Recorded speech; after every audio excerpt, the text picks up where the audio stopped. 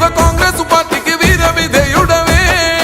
అభయం ఇస్తూ అందరి కళ్ళల చూసావు ఆనందమే